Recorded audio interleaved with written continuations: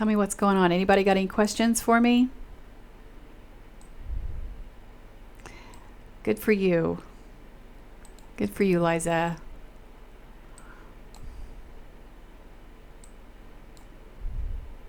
These topics could take years. They could. I didn't have really, that's what most of my videos are about, right? Wonderland, do you follow me? Are you a follower? I haven't caught up on the news. Thank you. Thank you for being a follower. I can't tell from here. I'm on the dashboard and I still have so much here to figure out about it. I haven't caught up on the news this weekend. I was really, really busy. What's going on?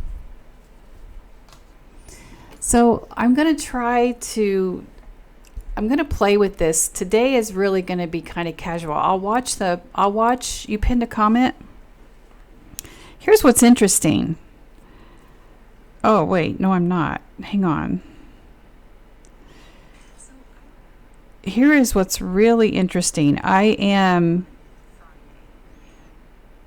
in my backup account and it's not showing that I'm live. Who hurt me? Who hurt me, miss? Are you calling me miss? Hi, sweet Kathy. Do I look like a miss? Especially, I look like a mess. Hi, Grant. Hi. How are you? How are you, friend? I'm glad you're here. Freedom fighter, I'm deconstructed and I'm non-conforming and I'm unchurched. So I'm pretty much as far away as you can be from, yeah.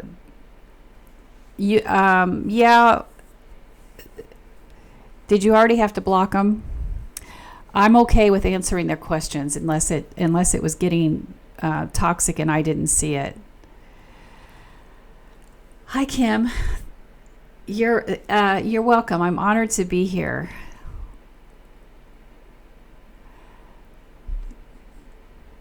I'm going back through some of that. It looks like we already had to block someone, and that's fine. I'm not seeing the pinned comments again, Stacy, so you might have to either put them in to Slack if I can't see them. Grant, my friend, how's life? How's married life, my friend? Nord girl, no, I do not support Christian nationalism. We're just talking about it. It's definitely a threat to our democracy.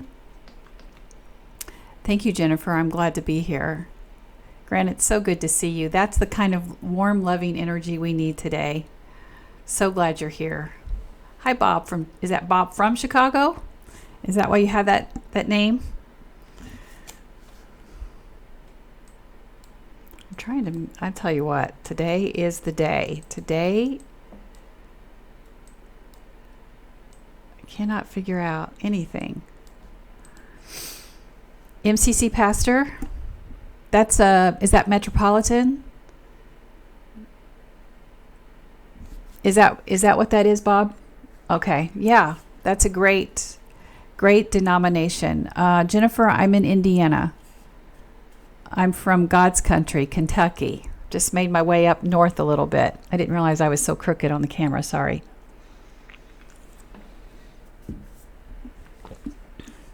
You're glad you came across my chat? I'm not chatting much. I'm kind of off today. I can tell I'm a little off. I'm tired. Is that what you're asking, Jennifer? That I'm living in Indiana. I'm pretty much a transplant here. I was born in Kentucky. My family is from Kentucky. TikTok, yes, it is Monday for sure. It is for sure. Nord Girl, did we answer your question about Christian nationalism to your satisfaction?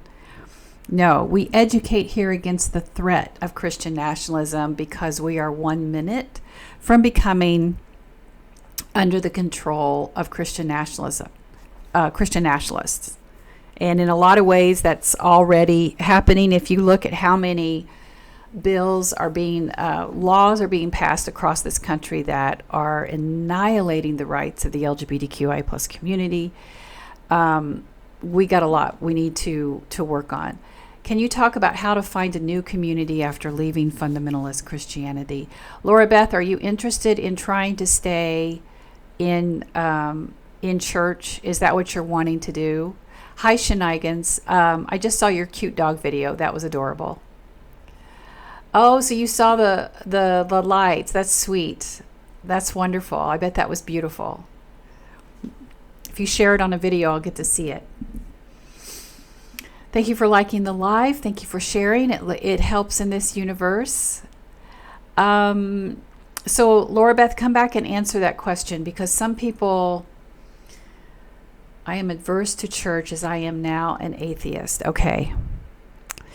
So I think that's probably one of the most challenging things, and people who are here who have deconstructed and who are unchurched, as I am as well. That is probably one of the most challenging things. Is how do you find community? How do you find community and connection after leaving church and deconstructing from elements of it? Some people go back into some kind of progressive, universalist type church. That's, I always say it's not about being really focused on where you land after you deconstruct. It's more about who you become. And you are now identifying as an atheist, so that tells me immediately that you have completely deconstructed from your Christian heritage. And so, but we are still creatures who desire connection. And many of us have found that inside these virtual connections, but where do you find the gatherings on a local, like when you need that type of support, or you need that connection? And I think that there will be more of that arriving. Right now, I think it is challenging. I think that is one of the challenging things of deconstructing. Many people, I'm being very honest here, many people talk about being lonely after they deconstruct, but for many of us, we would rather be alone and lonely than back in that toxic theology. However, there's many people who decide, I can't take it out here, and they would rather fake it in the pews than be alone. You see very much people all over the spectrum with what they need. What are their needs now? But I believe we're on the cusp of some new types of communities arriving. And I think you'll start to see more secular gatherings, or more community building with a spiritual component. So instead of it being central to spirituality will have an element, but it'll be more about the community. It'll be more about community focused.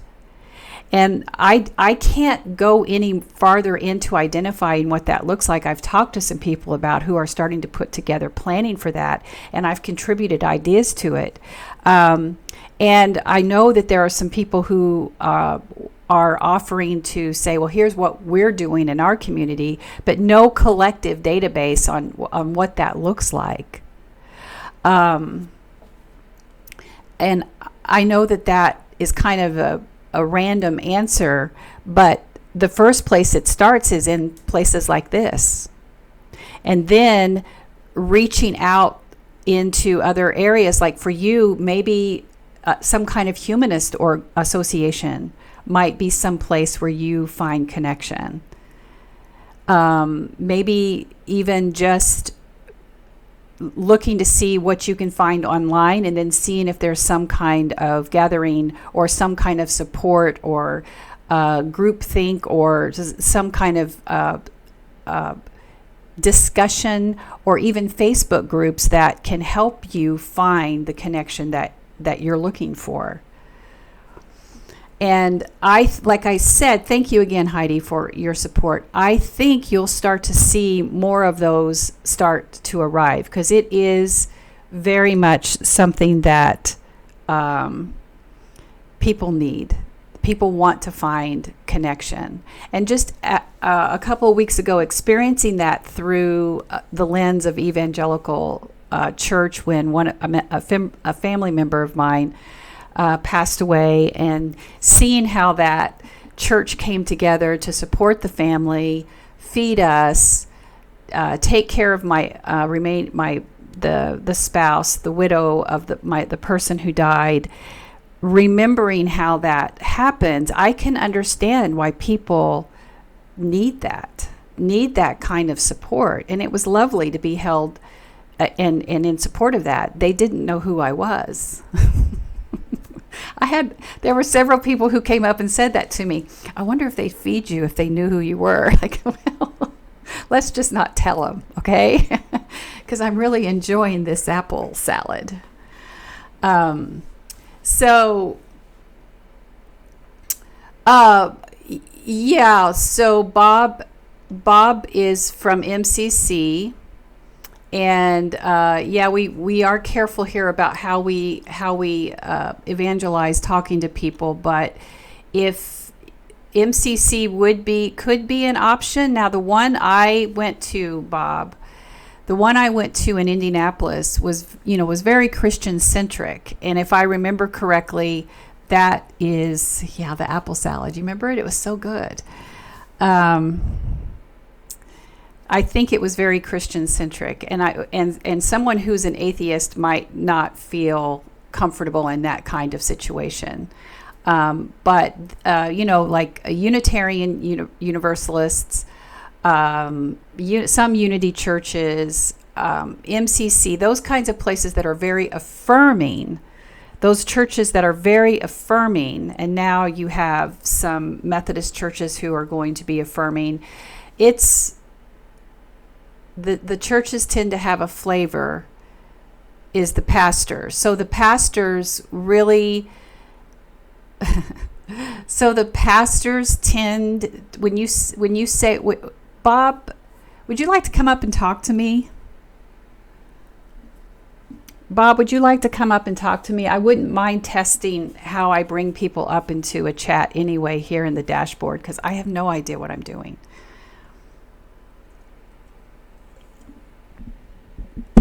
A reverend is a minister or a pastor. It's just different names. Yeah, right. Today we're just trying to play.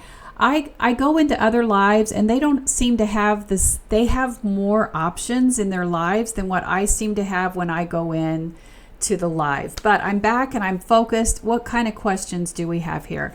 I'm done messing around here. I'm done messing around. No more joining lives now. We tried.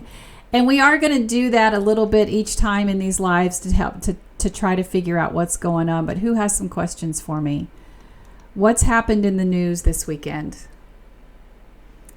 Who's testifying at Trump's trial today? I think what's his name?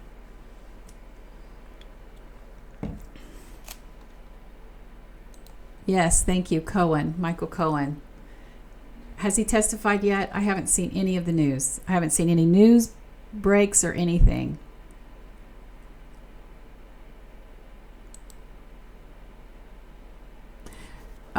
Leave this one up, Stacy and Lynette. Who told you any of this is true? What? Who told me any of this is true?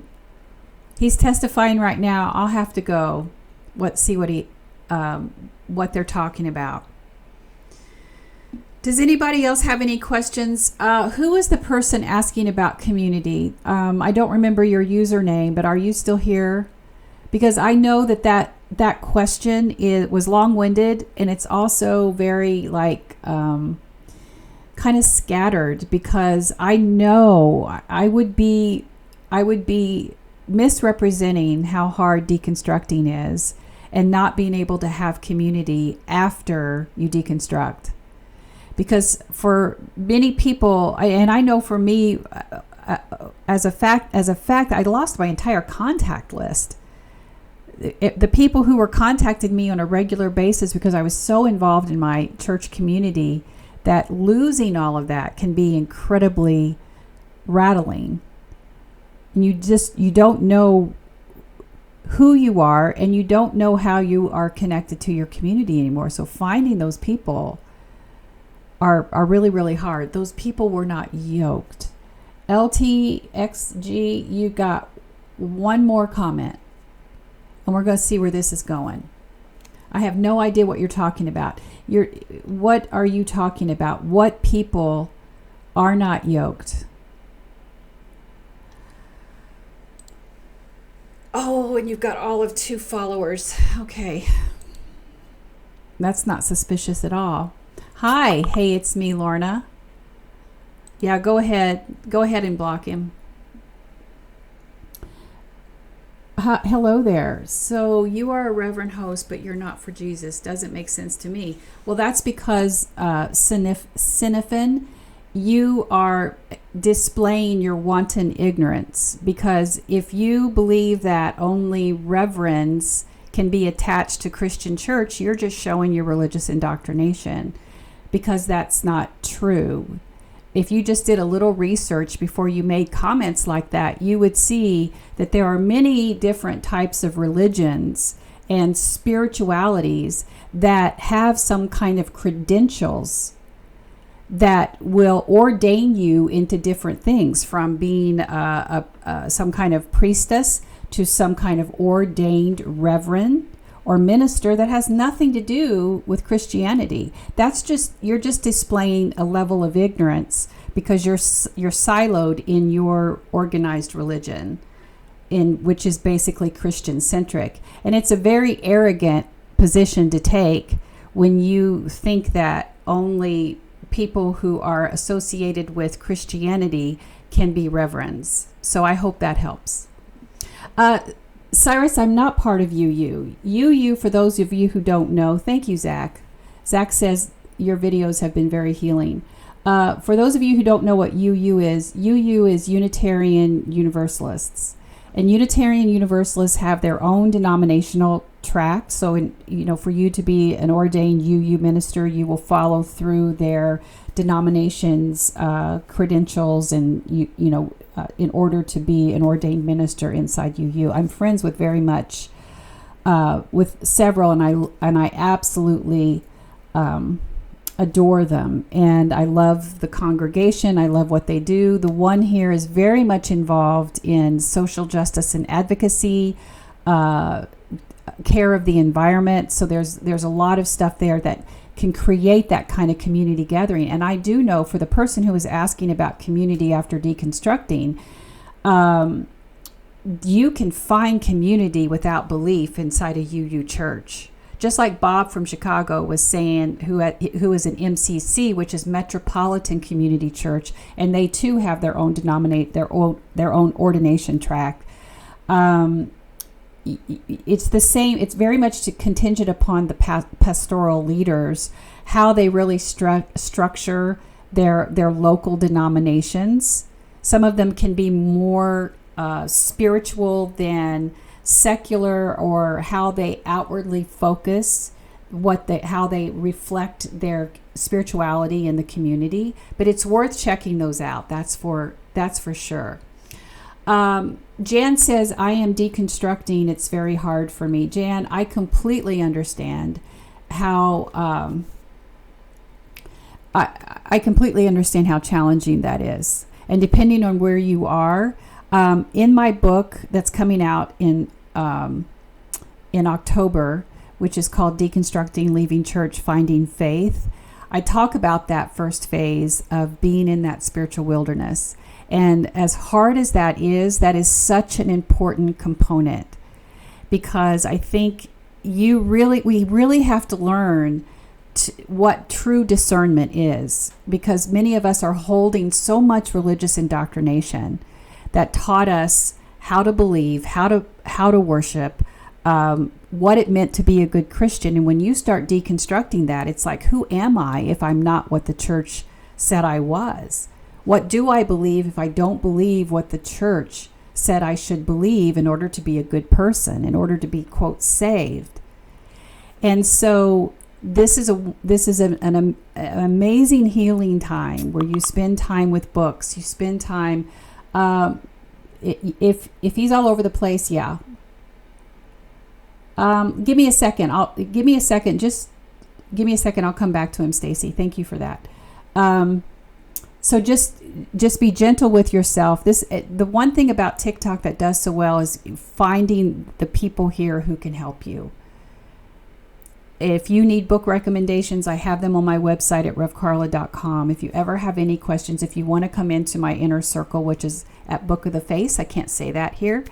It's called Rev Karla's Inner Circle. Come in there. There's a lot of wonderful, supportive people who are going through the same thing you are. It might be a little farther down the road who can help support you. Hi, Neuroscience Mom. Yeah, Dallas, Texas can be tough, but there are a lot of people who are deconstructing all over the United States, including Texas. So just keep moving forward. Someone mentioned, I want to go back up to CYLS Undead. I think you said, I'm curious about attending one. I hope I helped you with your questions on UU, because it's worth it. If you're looking for, if you really want that kind of community, because many of us deconstruct and realize our spirituality is no longer needed to be in a container of any kind of spiritual community, but many people still want that. UU is absolutely an option. Like I said, I've got lots of good friends who go. Cinefin is asking me, how about spiritual living centers? Chuck, I need to do some research on spiritual living centers. Stacy or Lynette, can you make a note to have me check those out? I don't know much about them, so I need to check them out. But my guess is that's a lot of times it's what the pastors at those churches or the directors or whatever they call themselves. Cinefin is saying, why do you want people to get away from Jesus? I'm not. People get away from harmful religion and harmful religious trauma and indoctrinated beliefs that made them feel unworthy, and they're tired of the hypocrisy that they find inside church. I'm not making them do anything. I'm not proselytizing anything. I'm in here talking to people who have deconstructed as I have, because for many people have been doing this for years. People have been deconstructing for years. The difference in what's happening now, especially thanks to social media, is that people are no longer doing it silently. Because for so long we believed that there was something wrong with us because we were deconstructing, or patriarchy, indoctrination, compelled us to believe that we must be silent. So even though we decided to leave church, we felt like we had that patriarchal had still power over us, and we had no right to our agency. We had no right to our voice. So, yeah, you're just talking in circles now, Cinefin. I'm done with you. Neuroscience, what did you say? How do you overcome those who say women are to blame for relationships being strained, if not worse? Complementarism is for the birds. Okay. So you're talking about, thank you, Chuck. We do have great moderators, don't they? We have high walls here, high boundaries. We're trying to make this as safe and sacred space as possible. And I don't have any problems answering questions from people who don't agree with me. But when they start using gaslighting tactics that are part of that religious indoctrination that many of us have either been harmed from or we're deconstructing from, they're out of here. Because what ends up happening is I answer a question and they immediately divert to something else as if I'm saying something else when I didn't say it. And they're trying to get me to start talking circularly because that's part of the tactic. Do you see what he was doing? Or Cinefin, whoever it was? Did you see what they were doing? And trying to distract us. And I just won't do it. Because our starting point's not the same thing. He's starting at the place where he wants to pretend that the Bible is inerrant, the Bible's infallible, the Bible should still be directing what I should believe and how I live my life. And if I don't agree with that starting point, then why am I debating somebody like that? Why would I even go into a conversation? That's what he's trying to do with the circular questioning that he was asking. So we don't play those games anymore, do we? We call them out and then we get rid of them. So let's see. Neuroscience, I want to come back to your question. So this is a really good question about how do you overcome those who say women are to blame for relationships being strained, if not worse. So you're welcome to patriarchy. I don't think we realize, I could do a 12-week series on nothing but talking about how we have been harmed by patriarchy and how we need to heal from it, which, by the way, I'm going to talk about that tomorrow night at 7 p.m. Eastern Time at one of my sacred conversations where I teach live. And we're going to talk about this, and we're going to talk about not only how we've been harmed by patriarchy, but how we have benefited from it. Because you can't heal from something unless we take accountability for how we also weaponized some of the things that were taught to us. Because if we're wanting to heal, then we want to make sure that we're still not holding onto things that we are using as weapons against others. So this is a tough conversation, but it's one that we need to have together. So this conversation about women to blame goes back to Adam and Eve. That goes back to that time where the concept that women are to blame for the fall, for sin, goes back there. That's the patriarchal language that is especially part of evangelical high control aspects of Christianity. And I say that because there is an arm of evangelicalism that is deconstructing from evangelicalism. It's not about necessarily what you believe. If you believe in certain aspects of the evangelical faith, I'm not judging that. Have I deconstructed from it? Yes. But when you use that as a weapon to say, you have to believe exactly like I do, or I'm going to suppress your rights. And not only do you have to believe like I do, you have to live your life like I do. That is not religious freedom, that's religious oppression. So you have evangelicals who are deconstructing from this concept of religious oppression, but are still holding on to their evangelical faith, if that makes sense. So we're really talking about this toxic evangelicalism that's tied to Christian nationalism. And that Christian nationalism is very much entrenched in patriarchal beliefs and values, which said at the pinnacle of power is the white Christian man. And in order for that to stay the pinnacle of power, in order for him to stay control of that, the narrative must be that everyone below the white Christian man is deserving of being below down the stairs. He deserves to be on top, so you can never get there. So that includes women.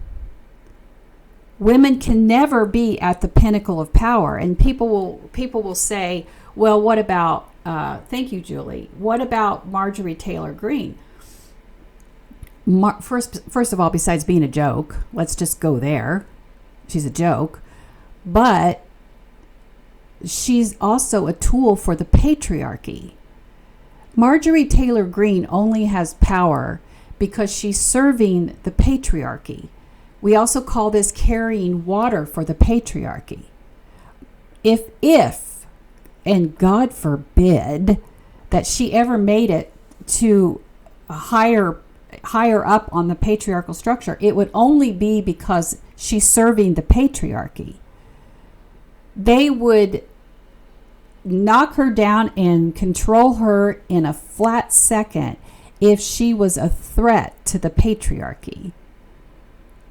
So make sure you understand the difference there. So by just your proximity to power allows you to weaponize that power. And that's what you see in people like Lauren Boebert, Marjorie Taylor Greene, the governor who said in the book how she unalived her dog and was happy about it. Those kinds of women are just they're trying to show how rude, bigoted, judgmental, uncaring they can be to impress the patriarchy. That's all they're doing. So when we're deconstructing from that, then we understand that there will never be a time where a patriarchal structure will ever provide a level playing field for those who have been oppressed by that system. So what that means is we're at a very, very critical point in our country's growth, in our country's awakening. Because you have the threat of Christian nationalism who wants to hold on to this patriarchal structure. And right now we need to use the system itself to protect us from what they're trying to even make this patriarchal structure even more toxic, even more threatening, even more powerful. So the way we work with that now is by voting to try to protect it with the system that we have. But what really needs to happen is the patriarchal system needs to be completely dismantled. Because even those that are part of that system will work to protect it. That's why we make tiny, tiny, tiny, tiny baby steps in equaling out, but we're never going to be able to do it until we dismantle it.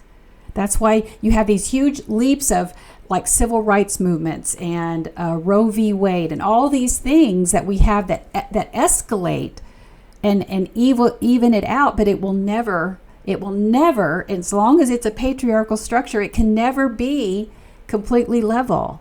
So that all the historically oppressed people will always be at the bottom of the platform.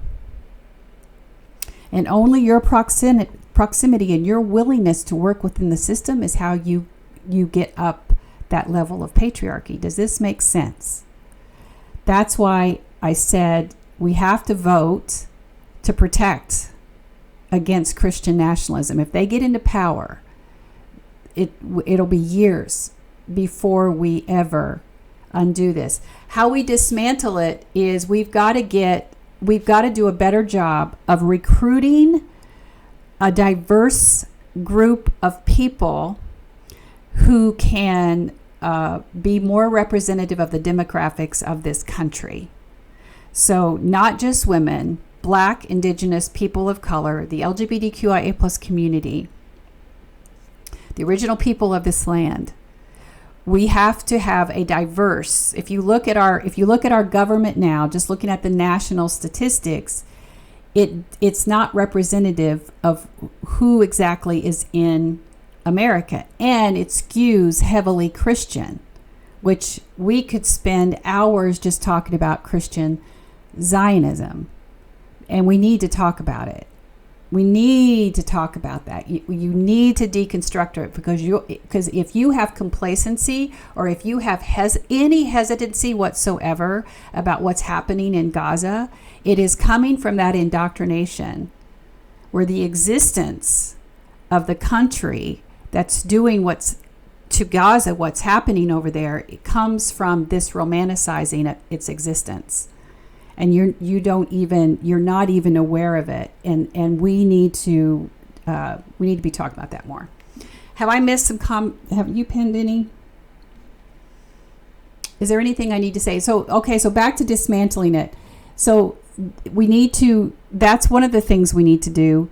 We need to organize better in local and state government, educate people on what exactly patriarchy is and how it impacts their lives. Most people don't even realize how much they're impacted by it, or how they've internalized it, how they not only have internalized it, how they've been harmed by it, and how they're benefiting from it. So once you've done that, then you can start to accept the fact that it's a flawed system, it will always skew to white people, which isn't indicative of our country. I don't know if I said this or I thought about saying it. The other thing that our demographics show in our government is that the leaders skew heavily Christian, when in reality, people are leaving church. We are no longer a Christian country by statistics. People are unchurched. So why are over 80% of our government representatives Christian, when America is not that way anymore? So we the people need to do a better job of taking accountability for our government representation. That's the first step. And then we use solid data to start understanding that there are enough resources in this country to take care of the pain points. When we guard resources that marginalize the historically oppressed, then we are going to continue to create this system of power.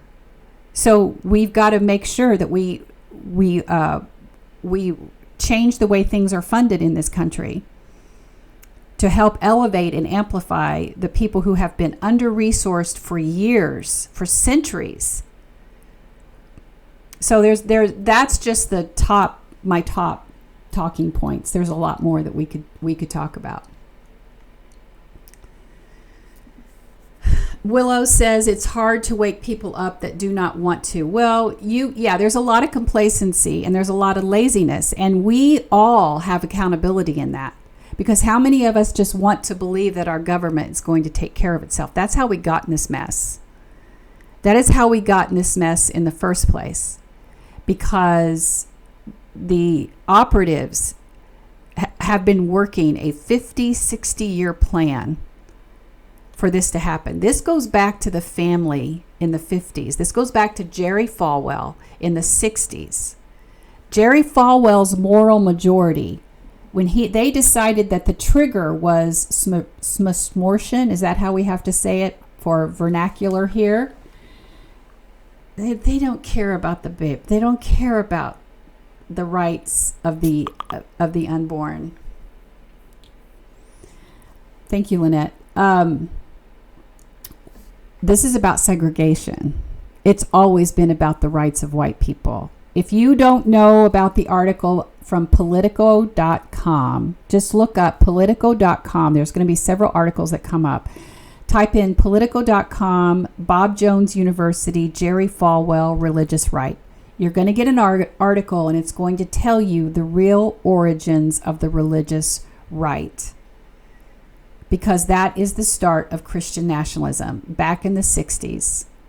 The civil rights movement, desegregation was a threat to them, and that is when they started to put together a plan to have private schools, Christian schools, that they would use for segregation. They already knew they were going to start a plan to create funding for those schools, which is why you see some states already passing legislation so that tax dollars can fund private Christian schools. You look at when Reagan came into power, just as the moral majority was at its highest rank, is when Mitch McConnell came into power, and he said, I'm going to hand over to you the judicial system. That's what he has focused on this entire time. And now we have a corrupt SCOTUS that needs to be completely redone. It needs to be expanded. They need to have term limits. We need the ability to vet them better than what we have. We, the people, need to have more involvement than what we have in their election.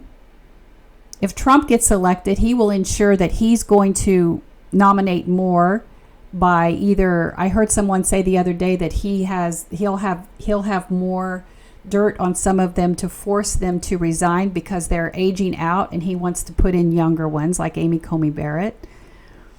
This is a long-term plan to turn us into a Christian fascist country. And if you don't believe it's happening, look at what Viktor Orban did to Hungary. It very much is happening. Thank you for the follows. Say that again, please. I want to Google it. Are you talking about the article? It is Politico.com. Let me see if I can find it here. I can give you the exact title.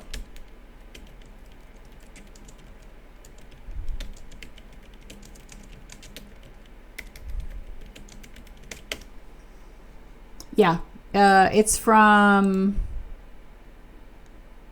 2014, The Real Origins of the Religious Right.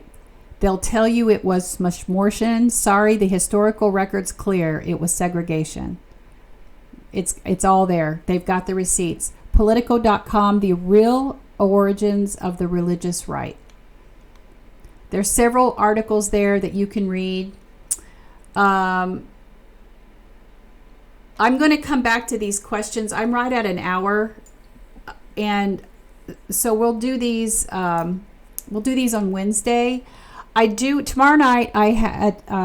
Tomorrow night, 7 p.m. Eastern Time. I'm going to be teaching healing from religious, familial, and societal patriarchal structures. Like I said, it's at 7 p.m. We usually go about 90 minutes. You'll have time for questions.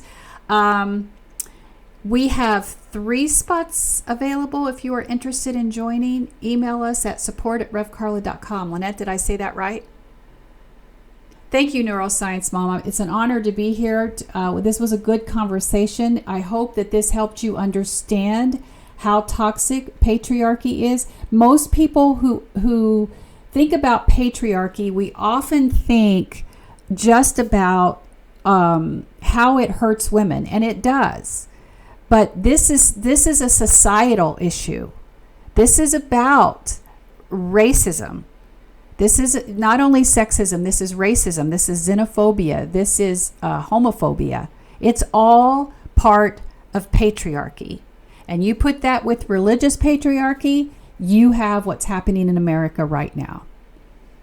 The two of them are blending together. It is church and government blended together. And that's why it has to be dismantled. Thank you, Nancy. Thank you so much. I'll be back. I hope. Maybe we'll figure out more about these lives. I hope so. Anyway, thank you all for joining me today. It's been wonderful. I hope the rest of your Monday is a good one. Make it a good one. Thank you all so very much. When they go to church regularly, settlement says it's actually 5%. Yeah, that's a good stat. That's a good statistic. Thank you, Adam. I appreciate your kind words. Really appreciate it.